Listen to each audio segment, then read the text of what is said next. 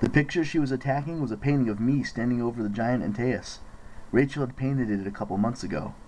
My expression in the picture was fierce, disturbing even, so it was hard to tell if I was the good guy or the bad guy. But Rachel just said this is what I looked like after the battle. Demigods, Rachel muttered as she threw another dart at the canvas. And their stupid quests. Most of the darts bounced off, but a few stuck.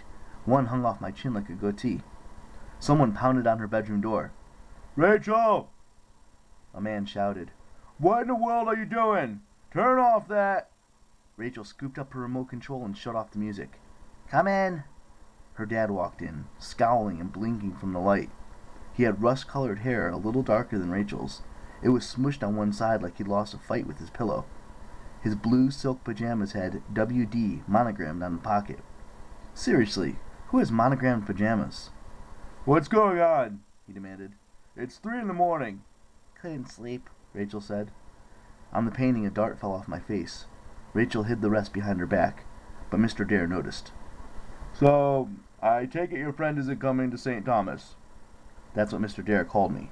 Never Percy, just your friend, or young man, if he were talking to me, which he rarely did. Rachel knit her eyebrows. "I don't know." "We leave in the morning," her dad said, "if he hasn't made up his mind yet." "He's probably not coming," Rachel said miserably. "Happy?" Mr. Dare put his hands behind his back. He paced the room with a stern expression. I imagine he did that in the boat room of his land developing company and made his employees nervous. "Are you still having bad dreams?" he asked.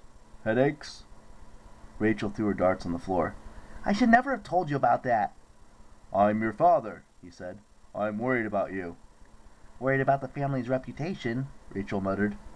Her father didn't react. Maybe because he'd heard that comment before, or maybe because it was true. "We could call Dr. Arkwright," he suggested. "He helped you get through the death of your hamster." "I was 6 then," she said. "And no, Dad, I don't need a therapist. I just..." She shook her head helplessly. Her father stopped in front of the windows. He gazed at the New York skyline as if he owned it, which wasn't true. He only owned a part of it. "It'll be good for you to get away," he decided. "You've had some unhealthy influences." "I'm not going to Clarion Ladies Academy," Rachel said, "and my friends are none of your business." Mr. Dare smiled, but it wasn't a warm smile. It was more like, "Someday you'll realize how silly you sound." "Try to get some sleep," he urged. "We'll be at the beach by tomorrow night. It'll be fun." "Fun," Rachel repeated. "Lots of fun." Her father exited the room. He left the door open behind him. Rachel stared at the portrait of me. Then she walked to the easel next to it, which was covered in a sheet. "I hope they're dreams," she said. She uncovered the easel. On it was a hastily sketched charcoal, but Rachel was a good artist. The picture was definitely Luke as a young boy. He was about 9 years old, with a wide grin and no scar on his face. I had no idea how Rachel could have known what he looked like back then, but the portrait was so good I had a feeling she wasn't guessing. From what I knew about Luke's life, which wasn't much, the picture showed him just before he'd found out that he was a half-blood and had run away from home. Rachel stared at the portrait. Then she uncovered the next easel.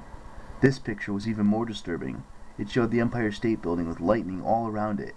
In the distance, a dark storm was brewing, and a huge hand coming out of the clouds. At the base of the building, a crowd had gathered. But it wasn't a normal crowd of tourists and pedestrians. I saw spears, javelins, and banners, the trappings of an army. "Percy," Rachel muttered as if she knew I was listening. "What is going on?" The dream faded, and the last thing I remember was wishing I could answer her question. The next morning I wanted to call her, but there were no phones at camp. Dionysus and Chiron didn't need a landline.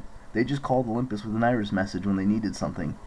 And when demigods use cell phones, the signals agitate every monster within 100 miles. It was like setting up a flare. "Here I am! Please rearrange my face." Even within the safe borders of the camp. That's not the kind of advertising that we want to do. Most demigods, except for Annabeth and a few others, don't even own cell phones, and I definitely couldn't tell Annabeth, "Hey, let me borrow your cell phone so I can call Rachel." To make the call, I would have had to leave camp and walk several miles to the nearest convenience store. Even if Chiron let me go, by the time I got there, Rachel would have been on a plane to St. Thomas.